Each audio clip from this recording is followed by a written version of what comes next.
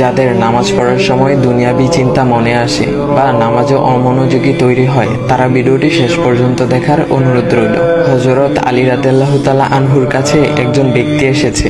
তখন লোকটা বলল, হুজুর, আমার নামাজে মন বসে না।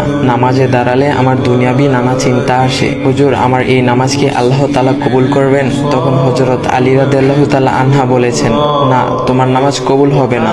তখন লোকটা মনে অনেক কষ্ট নিয়ে চলে যাচ্ছেন। এমন সময় রাসূল সাল্লাল্লাহু আলাইহি ওয়াসাল্লাম এসে হযরত আলী রাদিয়াল্লাহু তাআলা আনহুকে জিজ্ঞাসা করলেন, ইয়া আলী, আপনার কাছে লোকটা কেন এসেছিল?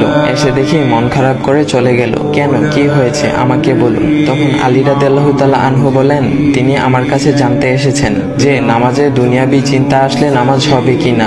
আমি বলেছি, না, তোমার নামাজ কবুল হবে না।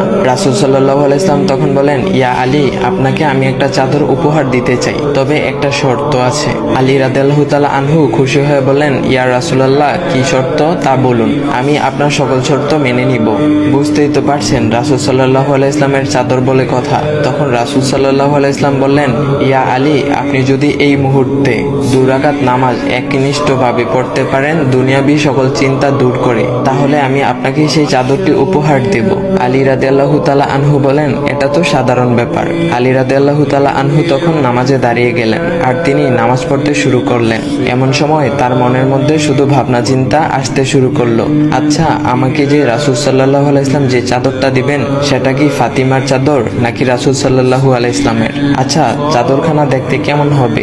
এই বিভিন্ন বিষয় নিয়ে ভাবতে লাগলেন। তিনি ভুলে গেছেন যে দুনিয়াবি চিন্তা নামাজে আনতে রাসূল সাল্লাল্লাহু আলাইহি ওয়াসাল্লাম নিষেধ করেছেন। এর মধ্যে আলী রাদিয়াল্লাহু তাআলা আনহুর নামাজ পড়া শেষ। আলী রাদিয়াল্লাহু তাআলা নামাজ শেষ করে রাসূল সাল্লাল্লাহু আলাইহি ওয়াসাল্লামকে বলতেছেন, ইয়া রাসূলুল্লাহ, আমি আপনার শর্ত মেনেছি, এখন আমাকে চাদরখানা উপহার দেন। রাসূল সাল্লাল্লাহু আলাইহি ওয়াসাল্লাম বলেন, ইয়া আলী, আপনি কি একনিষ্ঠভাবে দুনিয়াবি চিন্তামুক্ত ছাড়া 2 রাকাত নামাজ পড়েছেন? তখন আলী রাদিয়াল্লাহু তাআলা আনহা মুচকি হেসে বললেন, না ইয়া রাসূলুল্লাহ, আমি আপনার চাদর নিয়ে অনেক কিছুই ভেবেছি।